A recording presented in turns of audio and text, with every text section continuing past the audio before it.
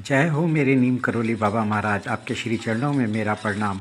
श्री माँ के चरणों में मेरा प्रणाम। आप सब लोगों को मेरा प्रणाम। तो जैसा मैं पिछले वीडियो में बताता आ रहा हूँ कि बाबा जी के अंतर्गत सब कुछ था, मैकेनिकल, फिज़िकल, नेचुरल, सब उनके अधीन में था। ऐसे ही एक लीला बताता हूँ, बड़ी कमाल की लीला है, ध्यान से सुनिएगा। कि उनके भक्त गोयल जी, तो गोयल जी एक बता रहे थे कि एक बार मैं ना अपने ऑफिस में बहुत बिज़ी था और बहुत देर तक बिज़ी रहा और मैं बहुत थक चुका था। और 8 बजे मैं घर पहुंचा और बस मैंने अपने शूज़ खोले, जूते खोल के सीधा बिस्तर में जाके लेट गया। अच्छा, मतलब डिनर करना, भोजन करने की भी ना उनके अंदर इच्छा नहीं थी। इतने में नौकर ने आकर सूचित किया कि घर में बाबा जी पधारे हैं। तो गोयल जी ने बिस्तर छोड़कर उनके स्वागत और सेवा में लग गए और रात के करीब 10 बजे बाबा जी को भोजन करवाकर उनके तख्त पर सुला दिया और स्वयं उनके पास ही ना ज़मीन पर लेट गए। लगभग आधा घंटा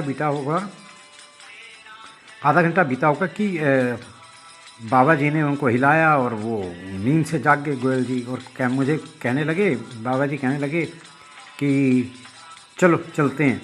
तो मैं, गोयल जी बोलते हैं, मेरा दिमाग और शरीर इतना थकान में था कि वो मेरे नियंत्रण में ही नहीं था। तो मैंने उनसे ना बंद आंखों में बोला, कहाँ चलना है? तो उन्होंने कहा कैंची जाना है। तो मैंने कहा कि सवेरे चलते हैं। तो उन्होंने कहा नहीं, वो माने ही नहीं। तो वो कहते हैं, मैंने बड़ी कठिनाई से गाड़ी को गैरेज से बाहर निकाला और मुझे अपने पर बिल्कुल भरोसा नहीं था कि मैं गाड़ी चला भी पाऊँगा वहाँ तक, और मुझे लग रहा था कि आज तो एक्सीडेंट होना ही होना है। तो वो ना नंगे पैर ही गाड़ी चलाने लगे, क्योंकि उनके साथ वो जूता पहन के नहीं बैठते थे। तो रास्ते में जब गाड़ी चल पड़ी तो उनको नींद के झोंके आने लग पड़े। और पर वो बहुत ना अलर्ट होके, अपनी तरफ से पूरी अलर्ट होके ना, कि दुर्घटनाओं से गाड़ियों को बचाता रहा, है ना। और इस प्रकार ना हल्द्वानी के पार हम आ गए।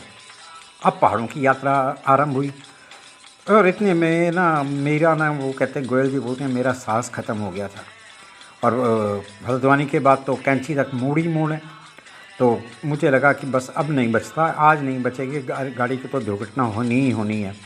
और वो फिर भी वो बिल्कुल अलर्ट थे।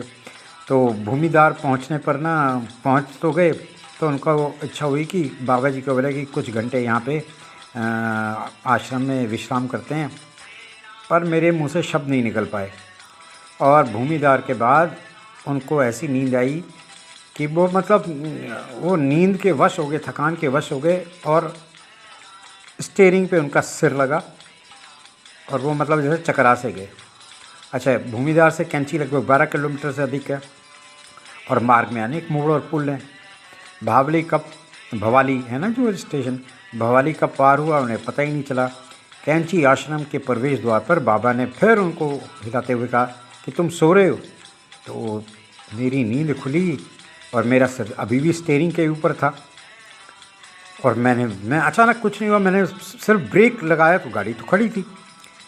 और आश्रम का प्रवेश द्वार देख के मैं चकरा गया। तब इस बात से हुआ कि नहीं, ये गाड़ी मैं नहीं, ये तो बाबा जी ही चला के लेके आए हैं। तो ऐसे थे मेरे नीम करोली बाबा महाराज। जय हो मेरे नीम करोली बाबा महाराज, आपकी सदा ही जय, सदा ही जय। आपके श्री चरणों में मेरा प्रणाम, श्री माँ के चरणों में मेरा प्रणाम, आप सब लोगों को मेरा प्रणाम।